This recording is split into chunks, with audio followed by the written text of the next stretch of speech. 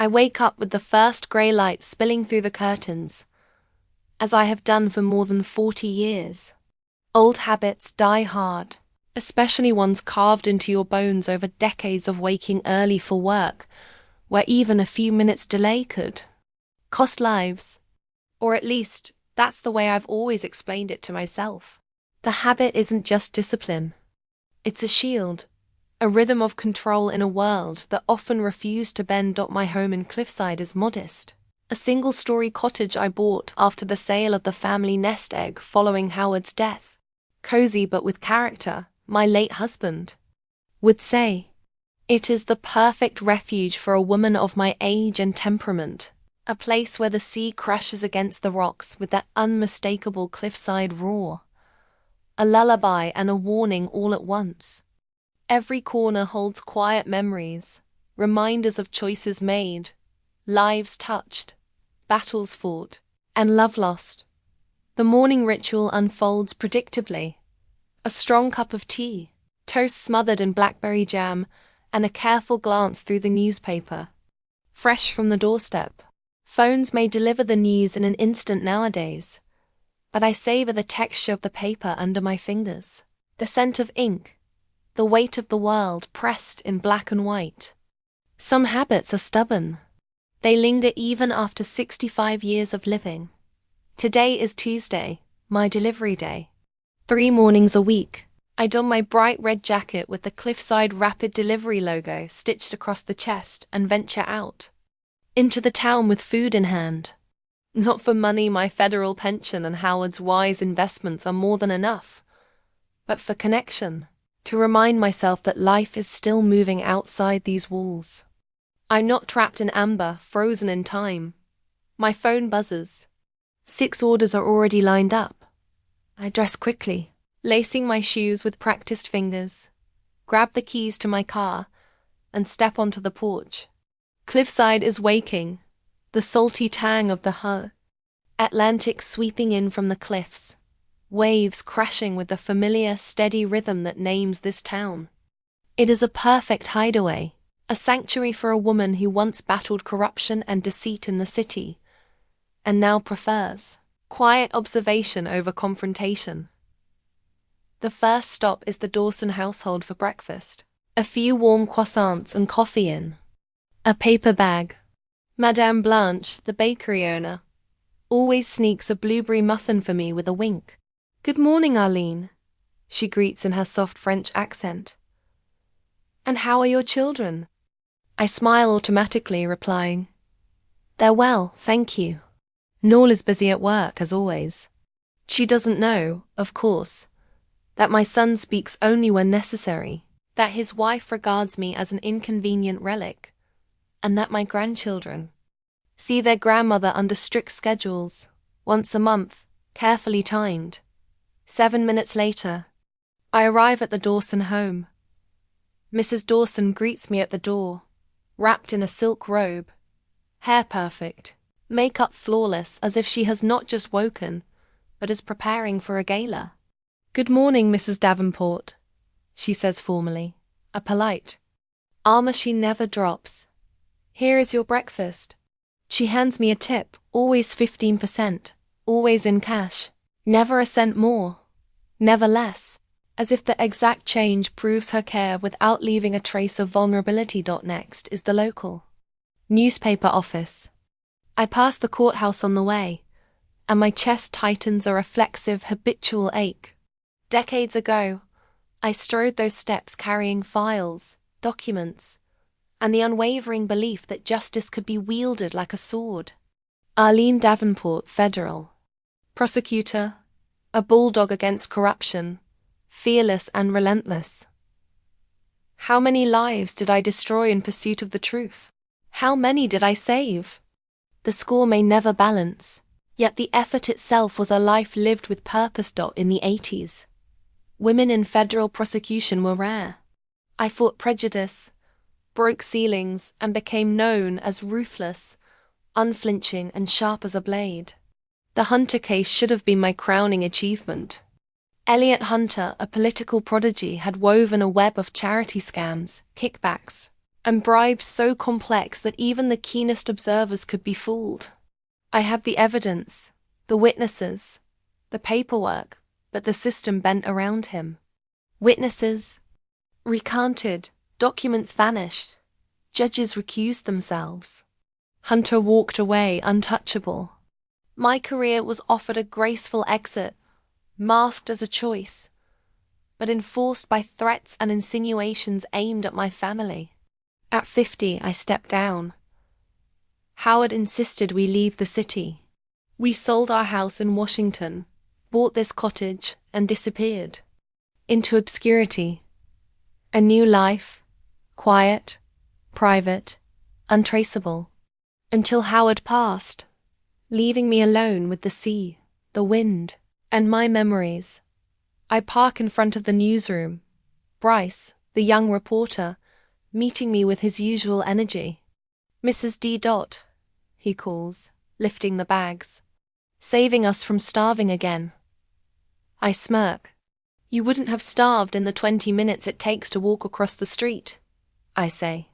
"But then we wouldn't have seen your smiling face." He retorts, winking. Bryce reminds me of Noel before ambition hardened him. A spark in his eyes yet to be dimmed by corporate ladders and social climbing. By noon. The delivery's done. I return home. My phone buzzes. A terse message from Noel. "Don't forget the birthday party. Sunday, 6 p.m, no presents." Typical. Cold. Distant. Once, he was the boy who looked up at me with pride, dreaming of following in my footsteps, admiring the fire that carried me through corruption and deceit. That changed the day he met Pearl Hunter at a fundraiser. Pearl, Senator Hunter's daughter, the cold-hearted heiress, saw him as a stepping stone, a ticket in a ladder of influence. And I became an obstacle to be minimized, an inconvenient shadow from the past. I retrieve an envelope from the mailbox, heavy, embossed, elegant. Calligraphic script spells out the names. "Mr. and Mrs. Hunter Davenport invite you to." The Hunter name comes first, of course, a subtle reminder of power and lineage. I carry the invitation inside, seating myself in my favorite chair. Eyes drifting over the mantelpiece. Photographs, frozen moments. Noel in his law school gown, me in the black robe of a federal prosecutor, Howard with his fishing trophy, the twins at their baptism. My gaze lingers on an old, framed newspaper clipping tucked behind the others. Federal Prosecutor Davenport indicts high-ranking officials. I remember that day with every fiber of my being. The surge of righteous anger, the absolute certainty that justice would prevail. Naive certainty, it turns out. The phone rings, an unfamiliar number flashing across the screen. I answer cautiously. Arlene Davenport speaking. A young woman introduces herself as Chloe Reed from a TN, preparing a documentary on Landmark anti-corruption cases of the 90s. She requests an interview about the Hunter case. My hands tremble as I listen. After 15 years of silence, after carefully erasing myself from the public eye, the past has found me. I stammer a polite refusal. She insists. I hang up, feeling the pulse of history pressing against the fragile barrier I built around my life. Memories of Howard come flooding back. "You did your best, Arlene," he said, squeezing my hands. "Sometimes you have to step back so you can return stronger." I never returned. I allowed myself to fade into the quiet, hiding behind the sea, and the modest cottage, buried under years of shadows. And now, the past knocks. The phone rings again. This time, it's Pearl. My pulse quickens. I take a deep breath, steadying myself before answering. "Yes, Pearl," I say, my voice even but cool, the years of facing corruption lending me the poise I need. Her tone is precise, cold. She reminds me of the dress code for Noel's birthday party. Cocktail attire. Nothing too bright, nothing too plain. Her words carry more than mere etiquette. They carry control, dominance, the subtle weight of old power and inherited privilege. Her paw says more than words. She's afraid I'll embarrass them with my appearance. I remember, Pearl. Thank you for reminding me. And please don't mention your delivery job. There will be important people there. No one's colleagues from the law. Firm, my father's partners. Of course, I said, I'll be a mute shadow. Just be normal, she says. And then she shuts down. Normal. Like it's normal to deny your whole life, your accomplishments, your struggles. Like it's normal to pretend to be someone you're not for the sake of pleasing people who don't respect you. I look at my hands still, strong with veins protruding, wrinkles accumulated over the years. Hands that have held people's fates, signed arrest warrants, left feral volumes of evidence, hugged little Null. How much longer will I hide them in my pockets, afraid to show what they can do? The phone vibrates again. Another delivery order. I get up, put on my red jacket and walk out of the house. The day goes on, and I continue to play my role. The role of the harmless old lady that no one notices or takes seriously. But how long can I keep quiet? And what happens if the truth comes out? I wake up later than usual on Sunday, Nell's birthday. 40 years old, my boy. I open my closet and pull out the navy blue cocktail dress I bought 3 years ago, specifically for such occasions. The rare family gatherings where I'm assigned the role of quiet, inconspicuous mother-in-law. Nothing too flamboyant or plain. I think of Pearl's words. Well, this dress meets your requirements. Neither flashy nor plain, just faceless like my current role. In my son's life, I try it on in front of the mirror. It still fits well. Years of cycling have helped keep me in shape, even at 65. His face looks tired. But his eyes, the eyes are still the same. Attentive, keen, seeing through the eyes of a federal prosecutor who doesn't believe a word the defendant says. Those eyes give me away. That's why I always wear simple glasses at family gatherings. They soften my gaze, make me look more like a harmless older woman. Glancing at my watch, I realize I have a few hours before the party. Just enough time to stop by the mall to pick up a gift for Noel. No gifts? He says. But I can't come empty-handed. In the mall parking lot, I notice a familiar figure. A tall woman with a short cut of grey hair. Victoria Kent, a former colleague. From the prosecutor's office, now a law professor at a local college. One of the few people who knows about my past in Cliffside. Arlene. Her voice is as energetic as it was 20 years ago. What an unexpected meeting. We embrace. Victoria smells the same light citrus scent, a scent I associate with long nights of trial preparation, with binders of documents and coffee in cardboard cups. We settle into a small cafe. Victoria orders a double espresso. I order a green tea. How's your quiet life in exile? She asks offhandedly. It's measured calm. Sometimes a little too much. Still playing invisible to Yorson's family. I sigh. Today is Noel's birthday. 40 years old. Big party at their house. And you're going as the anonymous old lady from the delivery service. There's no judgment in her voice, just genuine curiosity. And maybe a little regret. That's the price for being able to see my grandchildren. I answer, stirring my tea. Victoria shakes her head.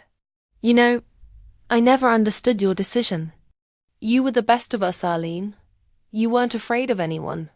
Not politicians, not judges, not those costumed sharks from the big firms. And now you're hiding like you've done something shameful. I'm not hiding. I'm just adapting.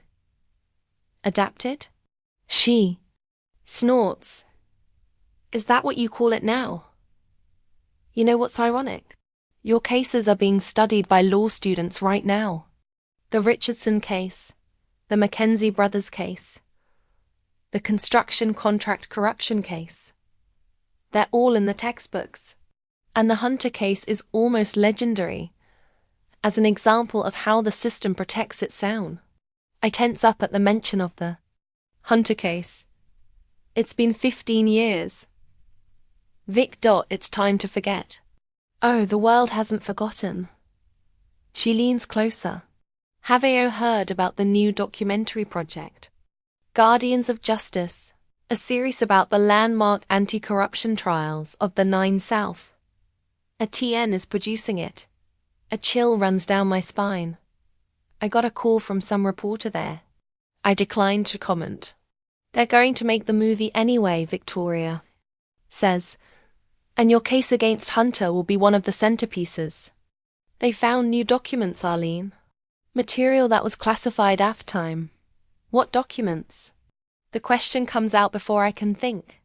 Victoria smiles. There she is.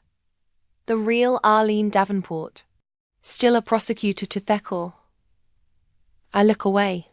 It's in the past, Vic. I have a different life now. A life where you pretend to be someone else. It's not a life, Arlene. It's a slow death. Her words hurt more than I expected. When do they plan to release this movie? I ask, trying to make my voice sound nonchalant. The first episode is tonight. 8 o'clock Eastern Time. I almost choke on my tea. Tonight? Are you sure? Absolutely. I even interviewed with them as a legal expert. They didn't use my name, of course. Just former colleague of Dia Davenport. That's too much. It's today on N's birthday. I have to go. I rise, feeling dizzy. Arlene. Victoria catches my arm. Perhaps it's time for the truth for everyone. I didn't answer. What can I say? That I'm afraid of losing the last crumbs of my relationship with my son. Walking out off the mall, I get in my car and just stare in front of me for a few minutes. 8 o'clock at night, just when the party will be in full swing. What if any of the guests see the announcement? What if they recognize me? The thought triggers a strange mixture of fear and relief. I drive to the bookstore and find a leather-bound collector's edition of To Kill a Mockingbird. It's the first book read with Noel when he was 13. It was then that he said he wanted to be a lawyer like Adacus Finch. The seller packages the book beautifully. I Esqueto write only love mom on the card short like our current relationship. At home, I get ready for the evening. I shower, style my hair, put on a little makeup. I put on a navy blue dress, pearl earrings, Howard's gift to me on our 20th anniversary, and special glasses for disguise. In the mirror, I see exactly what Pearl and Noelle want me to see. A harmless older woman who won't raise questions or attract attention. At 6, I'm on my way out. The drive to Noor and Pearl's mansion takes about 30 minutes. They live in the upscale neighborhood of Cliffside Heights in a house overlooking the ocean. A house that he couldn't afford without Senator Hunter's generous help. As I pull up, I see a string of expensive cars. My modest sedan looks as foreign here as Ido. I park and head toward the house. Null and Pearl's house is impressive, modern with huge floor-to-ceiling windows overlooking the ocean. The architectural epitome of success and status. A young man stands at the entrance accepting coats and gifts. Good evening, Mom. He extends his hand. I can take your gift. Thank you. I reluctantly hand over the book. It's for N. Davenport from his mother. About 30 people are already gathered. In the living room, men in expensive suits, women in elegant dresses, all with glasses of champagne. I immediately notice Noel, tall in a dark grey suit with perfectly styled hair that's already showing a noble grey. He's laughing at something the man next to him is saying. Next to him is Pearl, a slender blonde in a champagne-coloured dress with a string of perfect pearls around her neck. She's holding the hand of an older man, her father, Senator Elliot Hunter. I feel like I'm going electrocuted. Hunter here. I haven't prepared myself to see the man I Trito sent to prison 15 years ago. He hasn't changed much.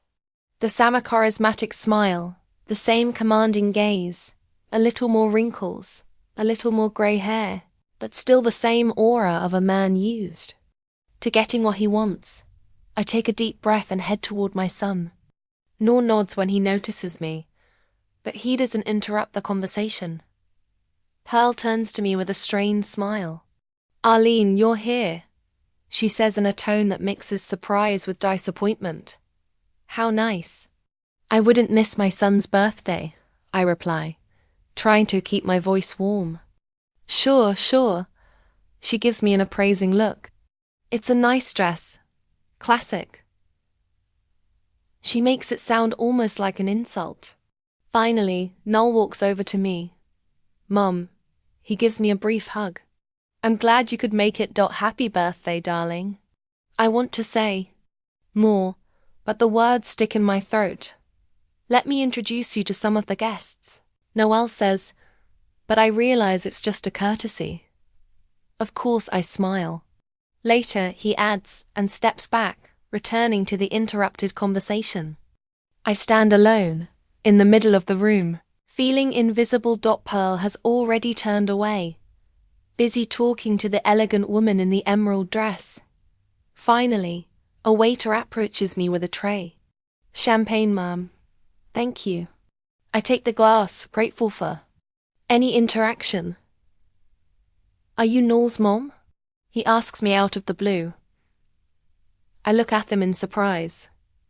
Yes. How do you know? You have the same eyes. He smiles on a similar chin line. This observation touches me. Someone still sees the connection between me and my son. Thank you, I say quietly. I walk slowly around the room, looking at the pictures on the walls. Noel and Pearl at the wedding. The twins' family portraits with Pearl's parents.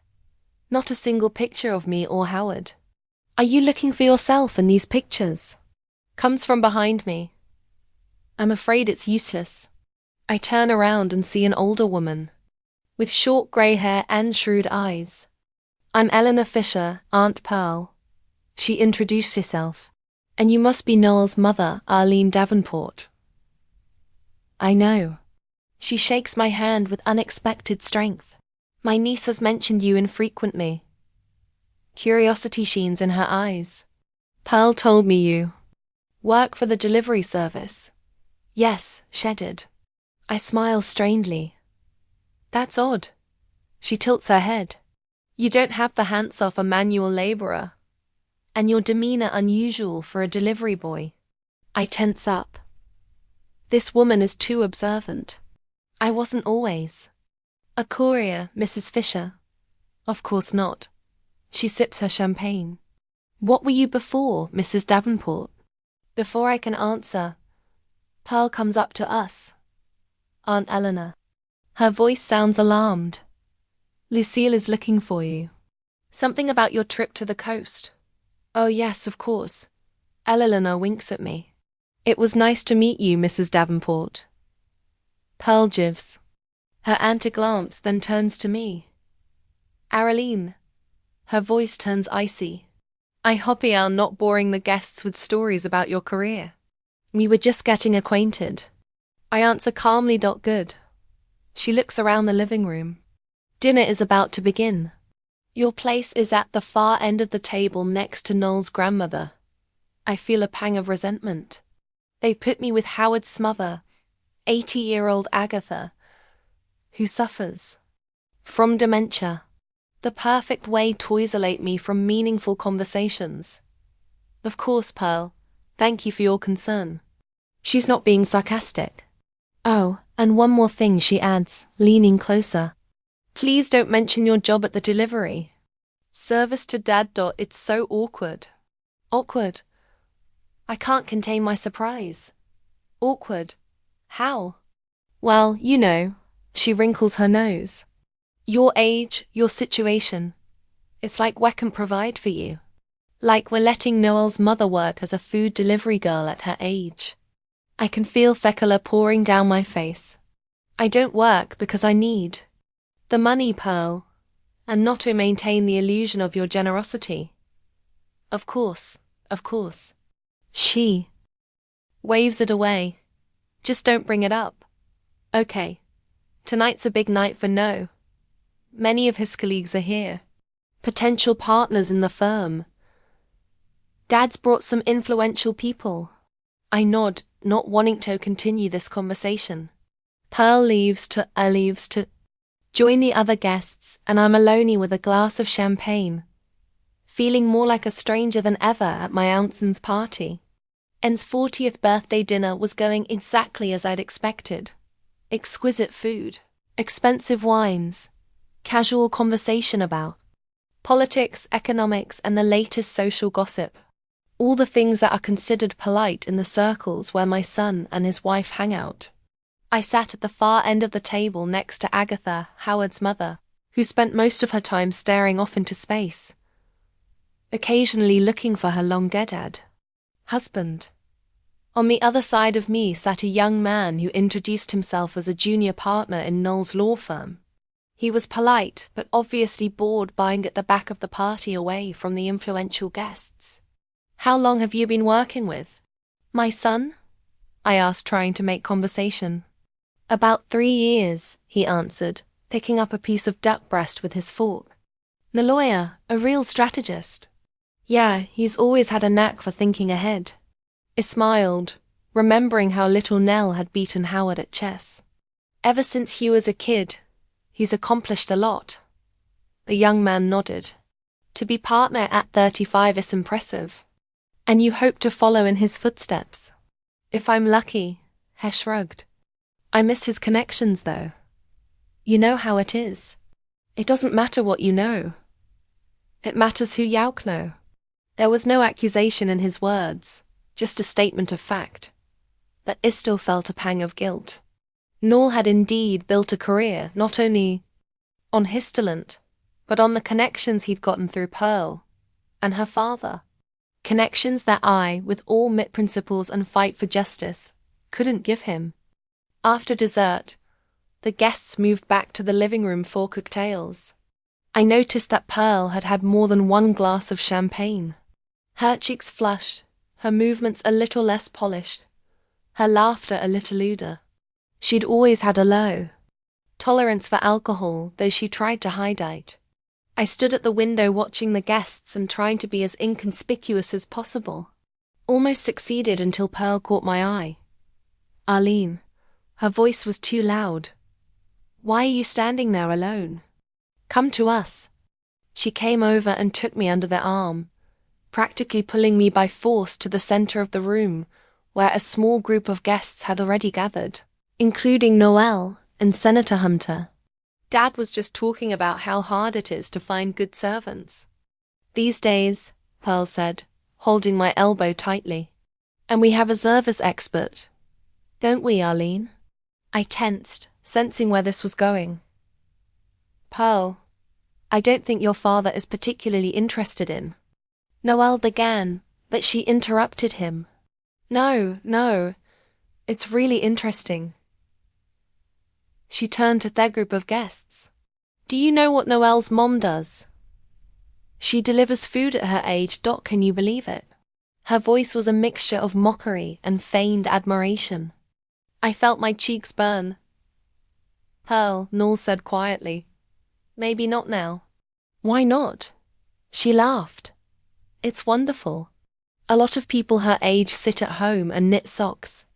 And she's active on a bicycle in a special jacket with a logo. What's it called, Arlene? Quick. Delivery. Cliffside Rapid Delivery. I replied in a level voice. Right. Pearl turned to one of the ladies in expensive woolly. Do you remember Helen I told you last week when we were talking about strange hobbies of the relatives? The woman nodded awkwardly, clearly regretting being dragged into the situation. Well, it's not really a hobby. I tried to keep my dignity. It's just a way to stay active and of course. Pearl didn't let me finish. just away. Not for the money, of course. Though, the tips must bet pretty good, right? Several of the guests were shuffling awkwardly from foot to foot. Senator Hunter watched Thessini with an unreadable expression on his face. Pearl, that's enough. Nell's voice grew harsher, but it was as if she hadn't heard. You know what the best part is? She continued, taking another sip of champagne. She could have had a very different life. She had an education, a career, but something went wrong and now she's Pearl paused dramatically. Just a waitress. She said the last phrase louder, pointing at me, and a few heads turned in our direction. There was an awkward silence. I looked at my son, expecting him to say something in my defense, but Noel just stood there, jaw clenched, an expression of restrained anger on his face. Anger at Pearl at me for causing the scene. Actually, I finally broke the silence. I'm not a waitress. I'm a delivery girl, which is a little different. Oh, I'm sorry for my mistake. Pearl rolled her eyes theatrically. A delivery boy. That's much more prestigious, of course. She laughed again, but this time almost no one joined her. Most of the guests were clearly uncomfortable. I think any honest work deserves respect, Senator Hunter said abruptly, and everyone turned to look at him. After all, not everyone is meant to be successful. The way he said the last word, I caught the same tinge of superiority in his daughter's voice, only better disguised. The apple from the tree, as they say. That's right, Daddy, Pearl said, not all. Some people go through life without ever accomplishing anything significant. That's how she didn't finish her sentence because at that moment the television came on from the speakers. One of the kids must have found their remote and decided to watch cartoons. Oliver, oilier, Pearl shouted, "Turn it off now. We're having a party." But it was too late. On the huge screen hanging on the living room wall, the evening news was already playing. And now the announcement of a special documentary project, Guardians of Justice, which starts tonight at 8 o'clock. The newscaster said. I froze. 8 p.m. now, exactly what Victoria had warned me about.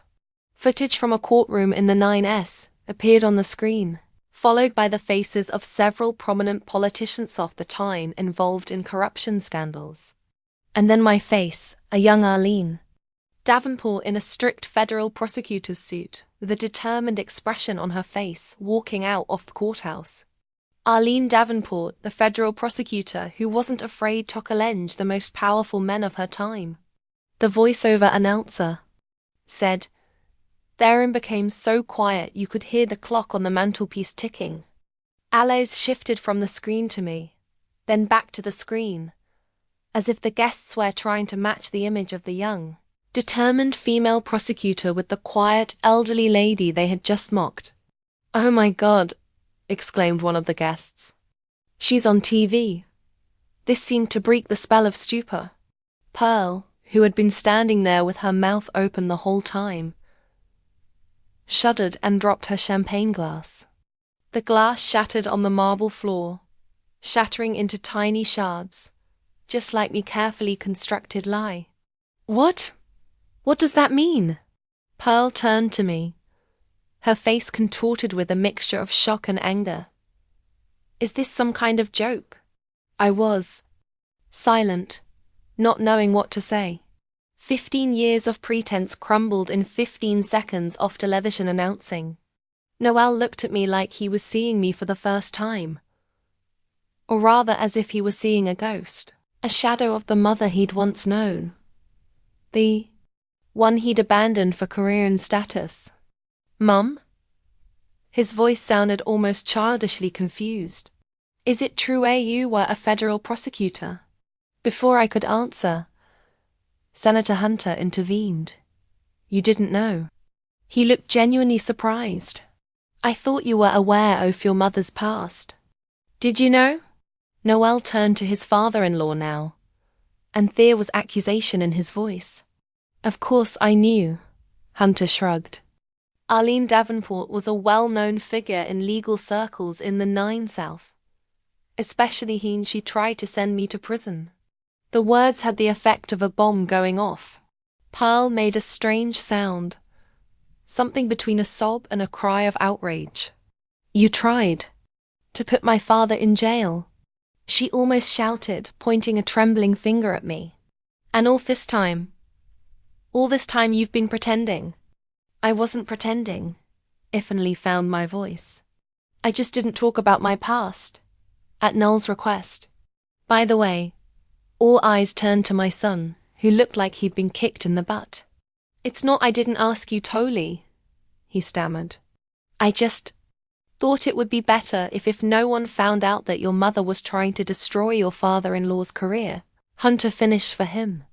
And I could hear in his voice the same smugness he'd used at the press conference after my case against him had fallen apart. Understandable, my boy. Family loyalty is a tricky thing. But, how is that possible? Pearl was still reeling.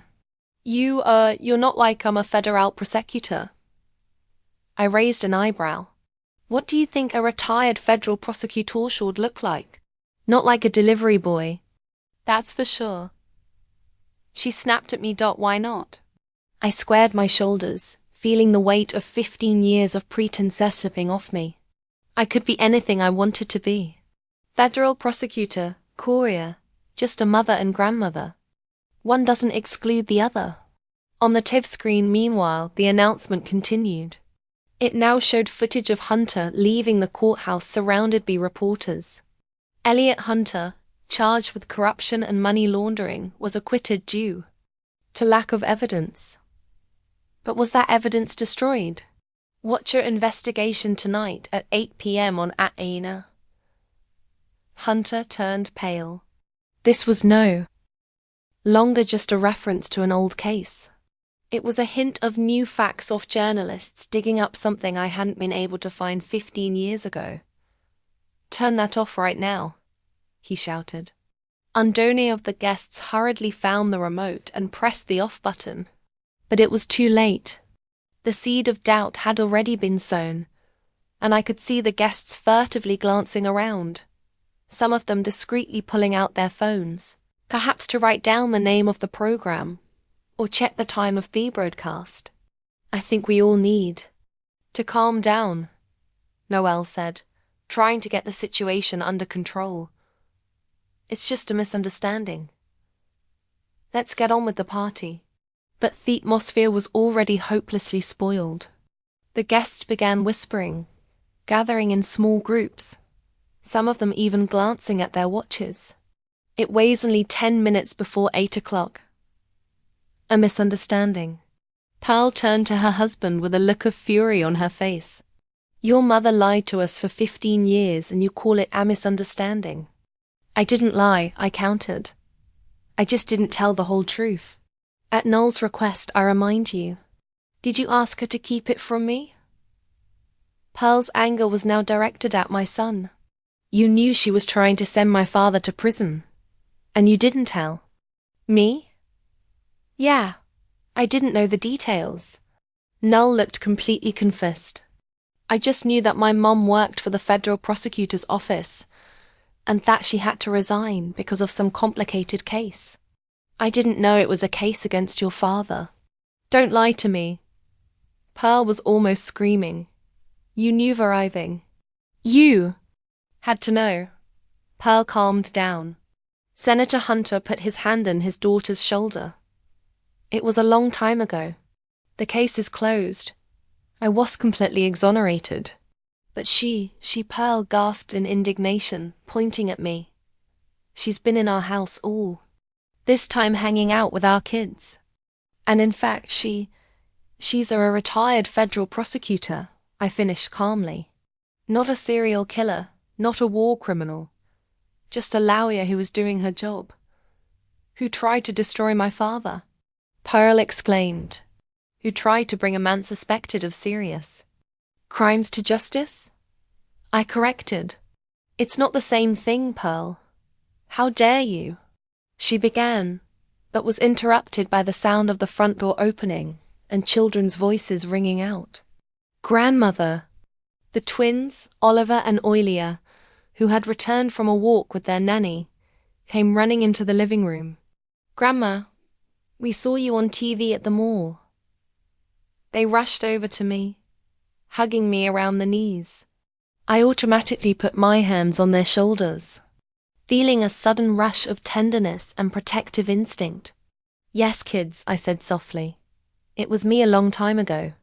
You were like a superhero, Oliver said enthusiastically. With the costume and everything, they said there that you were proc. Oilia hesitated at the difficult word. Prosecutor, I prompted. Yes, and fought bad people. The boy did some boxing moves in the air. Cool. I saw Pearl's face contort in horror. She rushed over to the kids, pulling them away from me. Get to your rooms now, she commanded. Nanny, take them away. But Mama, Oilia protested. We wanted to hear grandmother's stories about criminals. No stories. Pearl cut her off. Goop stares. The children obeyed reluctantly, throwing puzzled glances at them. The nanny, a young woman with a frightened face, hurried them away, obviously sensing the tension in the room. When the children were out of sight, Pearl turned to me with an expression of such hatred that I took a step back. Do you see what you've done? She hissed. Now they're going to toast questions. They're going to think that their grandfather is he's a criminal. I raised an eyebrow. Is that the word you're looking for, Pearl? Enough. Senator Hunter's voice sounded like a whiplash. This is getting absurd. Arlene, I think you'd better go. Yes, Pearl seconded him. Get out now. I glanced at Noel, expecting him to intervene, to say something in my defense, but he remained silent, staring at the floor. Noel, I called softly. Do you want me to leave too? He looked up at last, his eyes confused, full of confusion and shame. Shame? Shame for me or for himself? I couldn't tell. I'm thinking maybe this really is the best option, he said quietly. Everyone's too excited right now. I felt something snap inside. The last thread of hope that my son would take my side. Okay, I nodded, straightening to my full height. I'll leave, but before I do, I want to say one thing. I turned to the guests who were watching the scene with a mixture of awkwardness and morbid curiosity. I really was a federal prosecutor, and I was really prosecuting the case against Senator Hunter.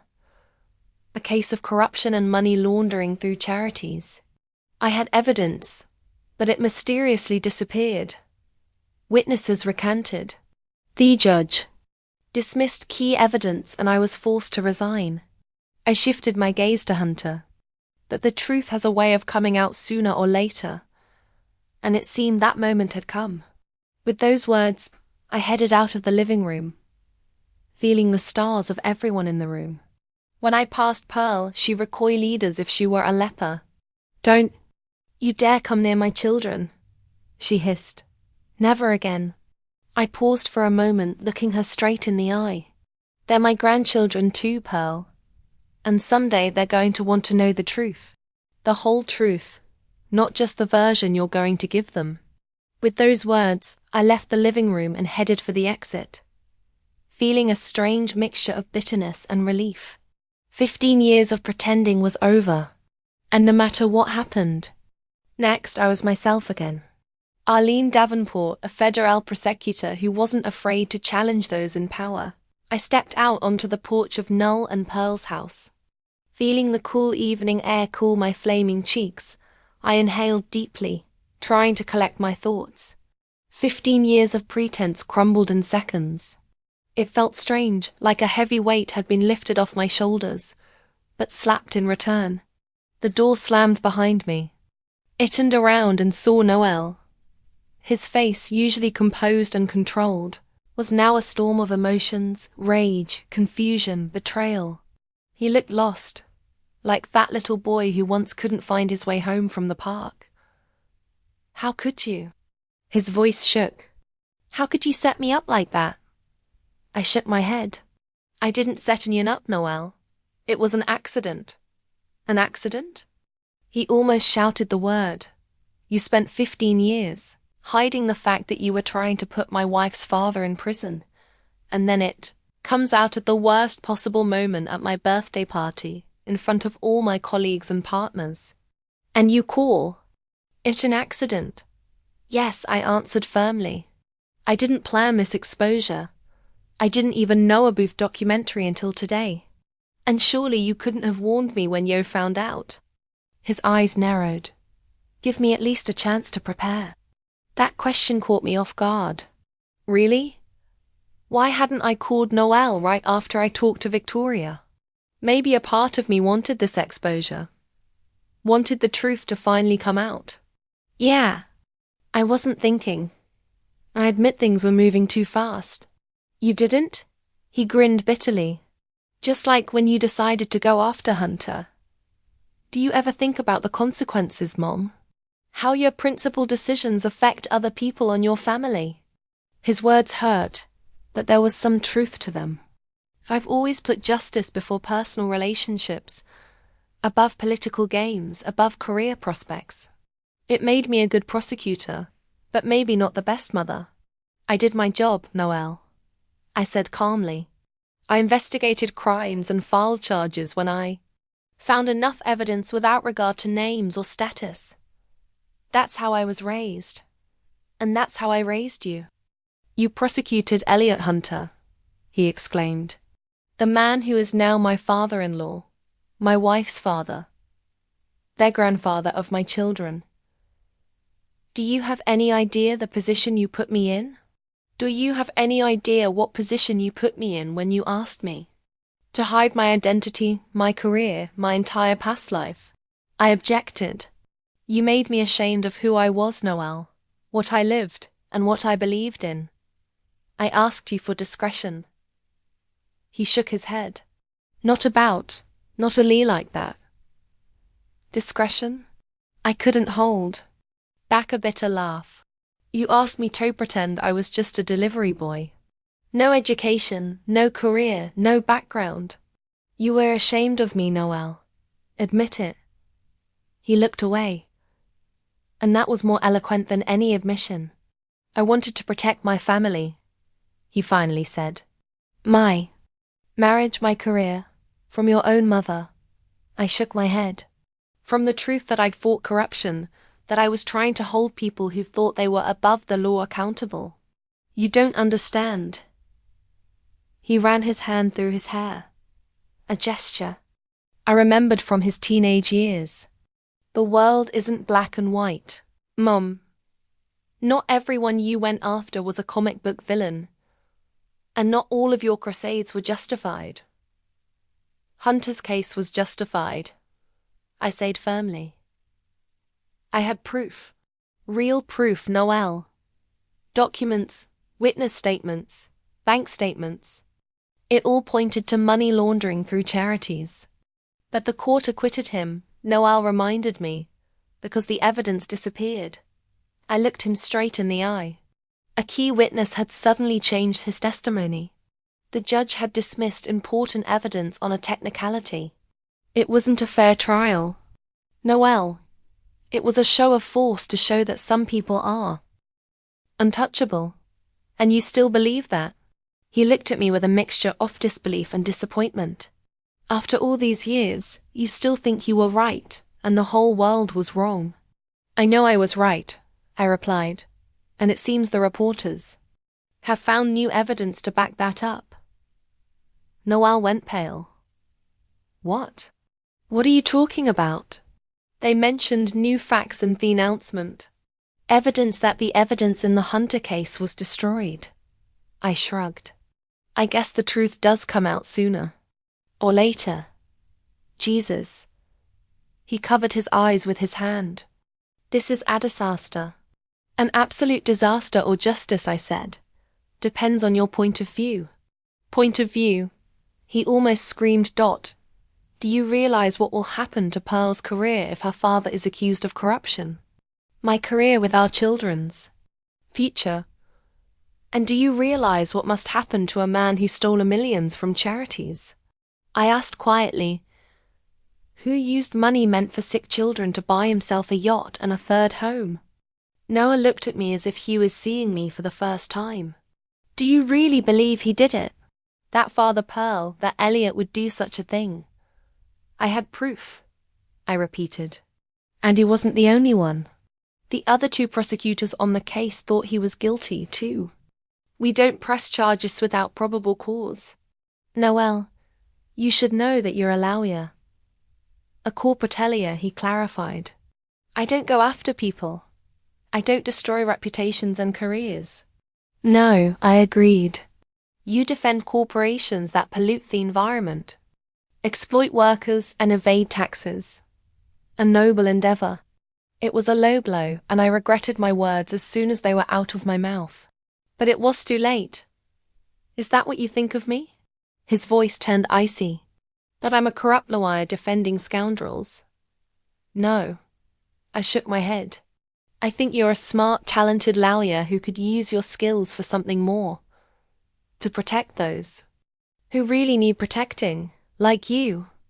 He grinned. No thanks. I've seen what such idealistic crusades led to. Broken careers and broken families. Before I could answer, the door opened again, and Pearl stepped out onto the porch. Her face was contorted with anger, her eyes red as if she'd been crying. Are you still here? She gritted her teeth. I thought I'd made myself clear. Get out of my house. I was just leaving, I replied calmly. I was just talking to Noel about. What? She looked from me to her son. About how Toro in our lives more. Pearl. Noel put his hand on her shoulder. Let's not. Let's not what? She dropped his hand. Tell the truth about your mother being a lying, vindictive woman who pretended to be. Someone else for 15 years infiltrated her family. And now she's trying to destroy my father. I'm not trying to destroy anyone, I said. And I didn't infiltrate your family. I'm part of this family, Pearl. I'm Noel's mother and the grandmother of your children. No, she practically shouted it. You're a nobody. You have no right to even mention my children after what you did. What exactly did I do? I asked, feeling danger rising inside me. Investigated crimes? Did you do your job or lead about my past at your husband's request? By the way, you tried to send my father to prison. Her voice shook with rage. You wanted to destroy our family. I was trying to bring to justice a man who I deeply believe has committed serious crimes. I replied, that was my job, Pearl, not a personal vendetta. I didn't even know you existed then. But you knew when I married Noel, she narrowed her eyes. You knew. And Yao kept up the pretense anyway. Coming to our house, hanging out with my father, playing with my children. How could you be so hypocritical? I was doing what my son asked me to do. I looked at Noel to keep the peace in the family, to be able to see my grandchildren. It was a compromise made out of love for him. Love?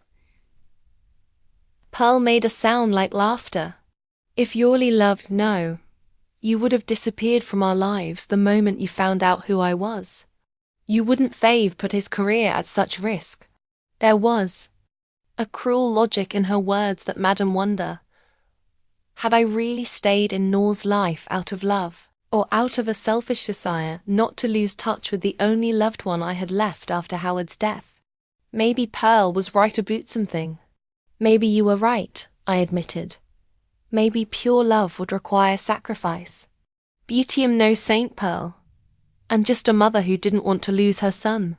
Well, now you've lost him. She smiled a cold, gloating smile. Completely right. Noel, my son, stood between us, pale and tense, like a tightrope walker balancing over a precipice. Mum, he said at last, his voice sounding tired. I think you really ought to go. This isn't the time for what, Noel? I interrupted. For the truth. For an honest conversation. When will that time ever come? Never. Pearl cut me off. We have nothing to talk about with you. You betrayed our family. You lied to us 4 years, and now you're trying to justify it with some high principle. I'm not making excuses. I shook my head. I'm just telling you the truth. The Hunter case wasn't a mistake or a personal vendetta. It was a serious investigation based on real evidence. Enough. Pearl covered her ears with her hands. I don't want to hear any more of your lies. Go away. Get out of our lives forever. At that moment, there was a noise outside the gate of the house. We all turned around and saw several cars parked at the curb. People with cameras and microphones. We're getting out of them. Oh my God, Noelle whispered. They're porters. What? Pearl stared in horror at the approaching crowd of reporters. How did they know? Who told them? No one told them, I replied. They saw the announcement of the documentary and put 2 and 2 together. I'm sure there aren't many Arlene Davenports in town. You, Pearl, turned to me with an expression of pure hatred. You planned this. This is your revenge. Don't be silly. I shook my head tiredly. I don't control the actions of journalists. And I certainly didn't plan any revenge. But Pearl wasn't listening. She turned to Noelle, grabbing his arm. Do something. Stop them. They mustn't interview her. They mustn't stir up this story. No looked lost, not knowing what to do. A small crowd of journalists had already gathered outside the gate trying to enter the grounds. The guard was holding them back, but it was clear that it wouldn't last long. Mrs. Davenport shouted one of the reporters. Arlene Davenport, can I ask you a few questions about the Hunter case? Have you seen the documentary Guardians of Justice? Shouted another. What do you think of the new evidence? Is it true that you were forced to resign under duress? How do you feel about your son being married to the daughter of the man you tried to send to prison? The questions came one after another, overlapping each other. I stood still, feeling me. Past and present collide in some surreal drama. We should call the police, Noelle said, pulling out his cell phone. This is private property. They have no right to. Don't call the police. I put my hand on his wrist.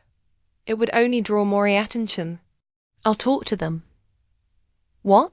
Pearl looked as if I'd suggested setting the house on fire. You won't talk to them. You're not doing any interviews. Pearl's right. Noelle suddenly agreed. Any comments you make will only add fuel to the fire. Especially now that you are emotionally unstable. Emotionally unstable. I couldn't believe my ears. You think I'm unstable because I don't want to keep lying. I think you're unstable because you're willing to destroy your son's career and your grandchildren's future for some abstract justice. He replied harshly. Think. For once not about your principles, but about us. About your family. His words shook more than all of Pearl's anger, because there was some truth in them. I've always put truth and justice before personal relationships, even when it hurt the people closest to me. Okay, I said finally. I won't do the interview, at least not today. And tomorrow. Pearl added immediately. And the day after that. Never. Do you understand? Never. I didn't answer. We all knew that was an unrealistic demand.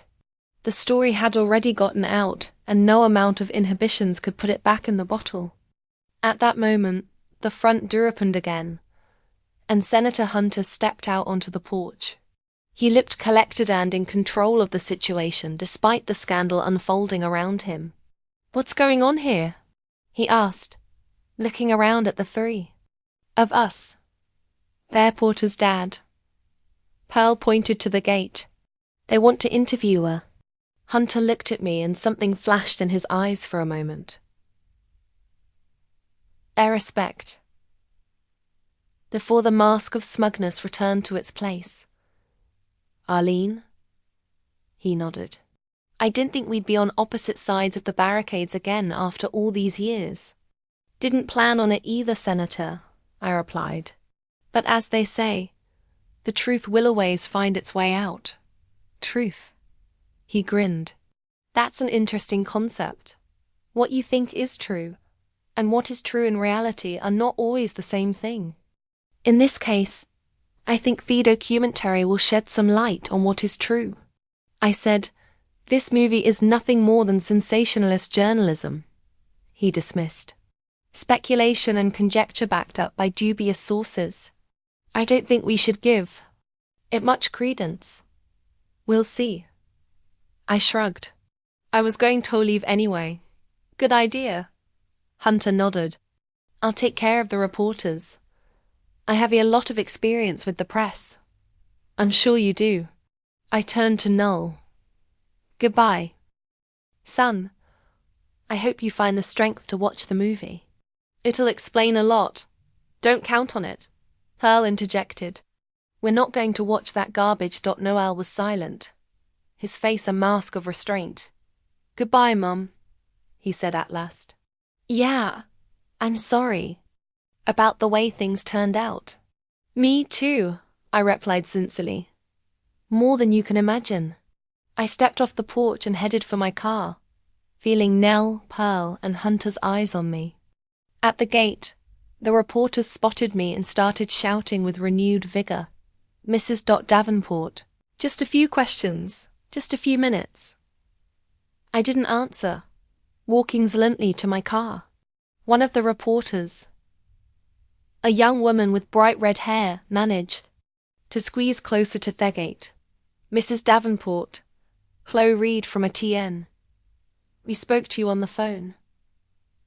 Just don't question, please. I recognized the voice. The same reporter who had called me a few days ago. I stopped for a moment, then continued on my way to the car. Mrs. Davenport, is it true that Yo found evidence of Senator Hunter's guilt, but it was destroyed? That you were forced to resign under threat? I got in the car and started the engine. In the rear-view mirror, I saw Hunter come down from the porch and head toward the reporters, confident with a duty smile on his face, ready to give his version of events, to refute the accusations, to turn the story around so that he came out of it a hero instead of a villain, like he'd done 15 years ago. But this time, something was different. This time, I had nothing to lose. No career, no illusions of family well-being, nothing but the truth. I drove out of the gate, slowly making my way past the crowd of journalists. Some of them followed me, continuing to shout questions. Chloe Reed ran beside Decker, holding a microphone. Mrs. Davenport, will you be interviewed for our next episode? We have new evidence, documents that prove you right.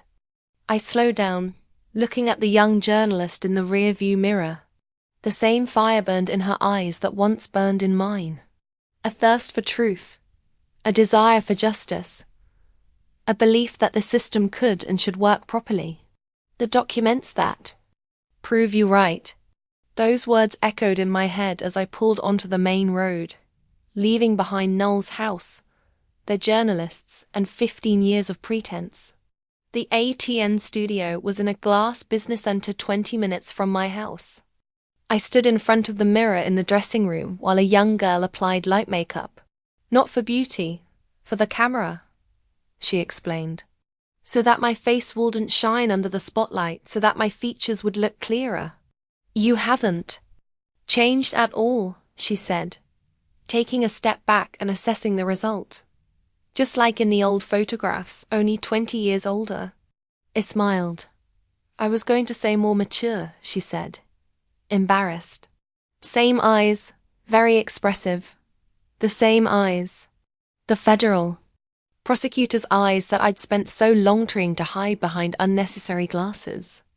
Now they looked at the world openly again, without mask or pretense. It had been a week since that night at Noel's birthday party. A week that changed my whole life. The Guardians of Justice documentary aired as planned and had a bombshell effect. Journalists did find new evidence in the Hunter case. Bank records showing money from charities had been transferred to shell companies. Testimony from the senator's former secretary admitting to destroying evidence on his orders. Everything I had suspected 15 years ago had been undocumented. I had been proven right, but I felt no joy, only fatigue and bitterness at the years I'd wasted. At the ruined relationship with my son. We're ready to begin. Mrs. Davenport. Chloe Reed, the red-haired journalist who had been following me outside Noel's house, peeked through the dressing room door. She was the one who'd convinced Mito be interviewed for the second episode of the documentary. Are you okay? Yeah. I nodded, standing up. I'm fine. Great, she smiled. I just wanted to thank you again. I know it's not easy for you to revisit the past, especially with the family circumstances. Family circumstances. Such a delicate definition for a complete breakup with your only son. Noel hasn't returned my call since that night. Wouldn't answer the door when I arrived. I learned from the twins' nanny that Pearl had forbidden the children to even mention my name. I'm not doing this for me, I told Chloe. I'm doing it for justice. For all those people who should have gotten money from charities instead of yachts and mansions. That's why you're a real hero. She squeezed my hand. Come on, they're waiting for us. The studio was flooded with bright light. 2 chairs. Between them, a small table with a carafe of water. Cameras, cameramen, sound engineers. A whole team of people gathered to record my testimony about the events of 15 years ago. They helped me put on the microphone and sat me in a chair. Chloe sat across from me reviewing her notes. We will record non-stop, she explained. Then we will select the best moments during editing. Just speak naturally. Don't look at the camera. Talk to me. I nodded.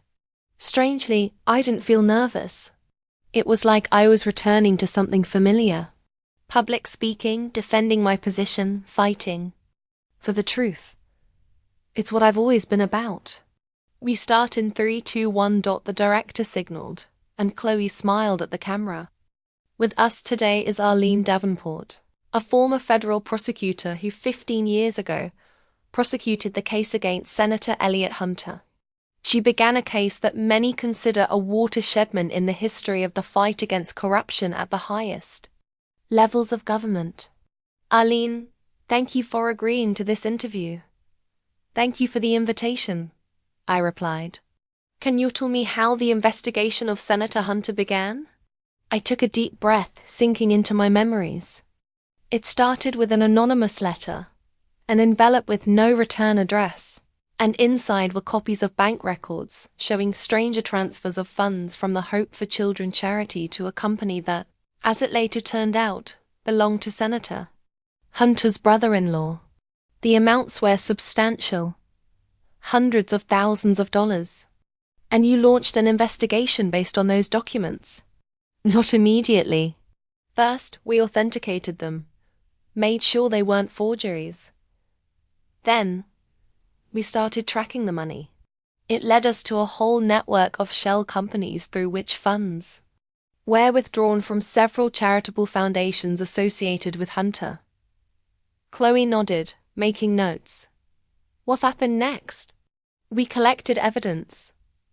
We interviewed witnesses, examined documents. The deeper we dug, the more serious the allegations became. It wasn't just embezzlement of charitable funds, but bribery, money laundering, tax crimes. And you had proof of all this? Yes, I looked firmly into the camera. We had proof. Documents, witness statements, bank statements, enough to press charges.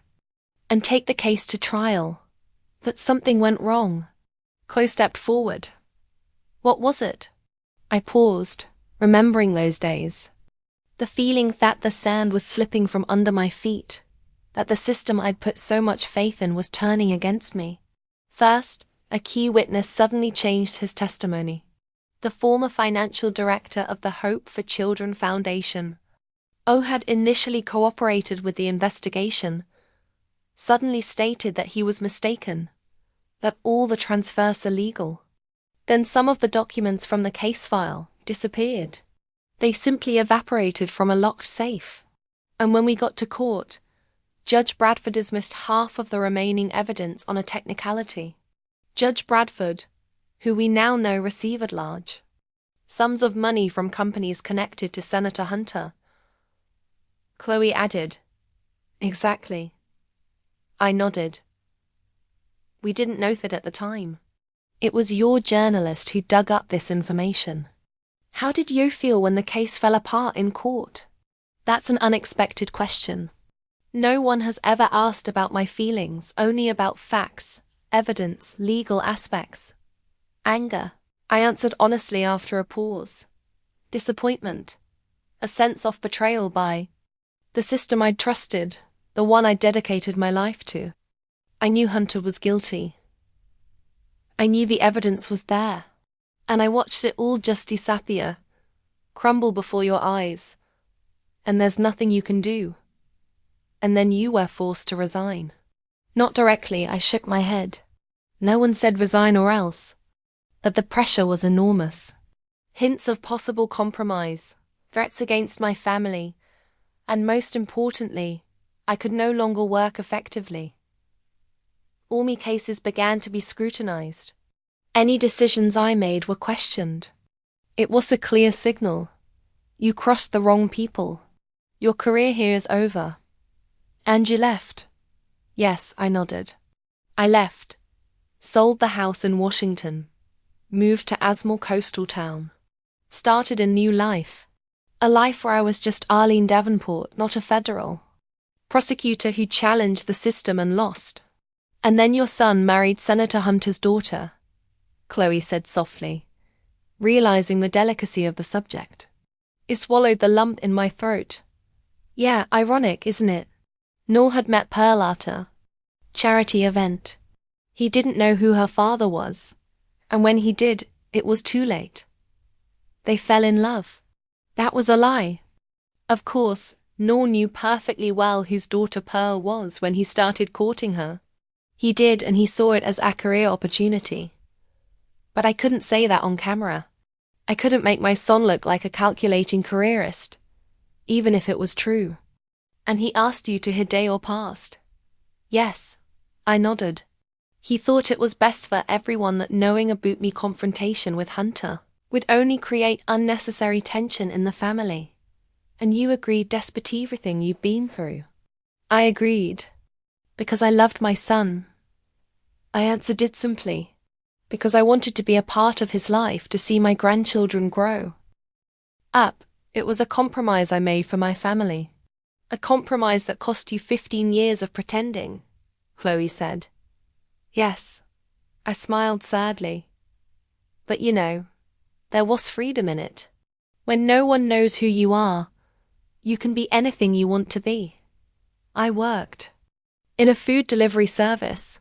I talked to all sorts of people, observed the life of the city from the inside. It was educational, and yet the truth came out. Chloe turned a page in her notes.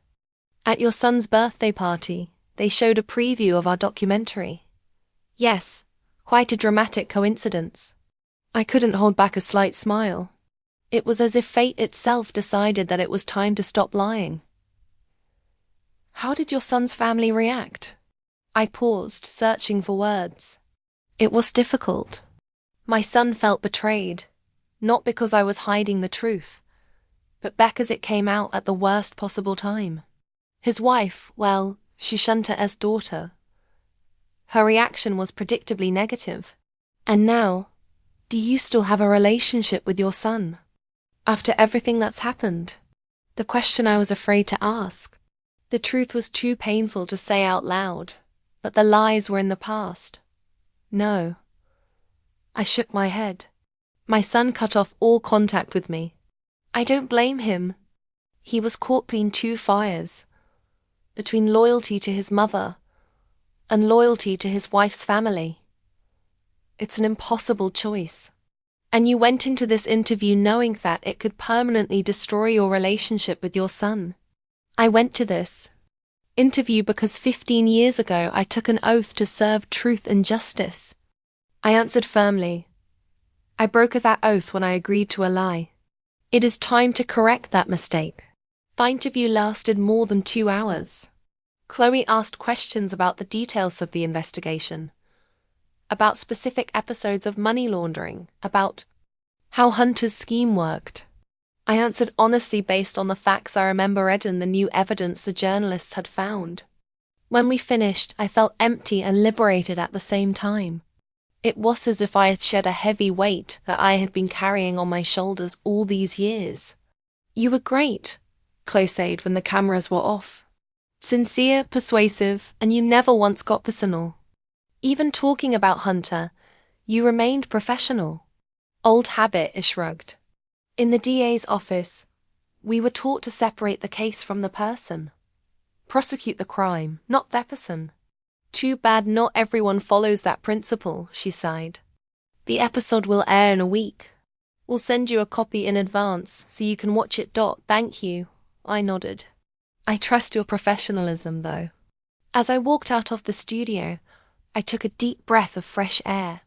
The sky above the city was clear as if washed by recent rain. I felt strangely light, as if after a long illness. At home, I was surprised to find a stack of letters that hadn't been there in the morning. Opening the first one, I saw unfamiliar wondering. Dear Mrs. Davenport, you probably don't remember me. I was a witness in the Atlantic Builder construction company corruption case in 1997. You defended me when my lawyers tried to discredit my testimony. Thanks to you, the guilty were punished. I watched the documentary and saw that you are still the same fearless woman I remember. Thank you for all you do for justice. Sincerely, Ellen Parker. I set the letter aside, feeling tears come to my throat. Ellen Parker, the Atlantic Builder case was one of the most difficult of my career. I had almost forgotten about it over the years. The next letter was from a former colleague in the prosecutor's office who wrote that he always believed I was right about the Hunter case. Another was from a law student who called me an inspiration to a new generation of lawyers. Letters came in throughout the week from former colleagues, from witnesses in old cases, from ordinary people who had seen the documentary and saw it as a story of fighting for justice against the system. When the second episode of my interview came out, the reaction was even stronger. The phone was ringing off the hook with calls from journalists wanting more commentary. The mailbox was full of letters. And in the city, I was now recognized not as the delivery woman, but as Arlene Davenport, the federal prosecutor who fought corruption and didn't give up even when the system turned against her. There was also a letter from Noelle. Short, formal. Mom, I saw your interview. I understand your position, but I can't accept it. Please respect our decision with Pearl, and don't try to contact us or the children. Perhaps sometime in the future, we can find a way to repair the relationship, but right now the wound is too fresh. Noelle. I reread those lines over and over again, feeling the pain of loss, but also a glimmer of hope in the words. Someday in the future. Not a door slammed shut forever, but a window left slightly ajar. A month after the documentary came out, I received an unexpected offer from the local university's law school. They were offering me a position as a guest lecturer, a course on law enforcement ethics and anti-corruption. Your experience and principled stance will be invaluable to our students, wrote the dean of the faculty.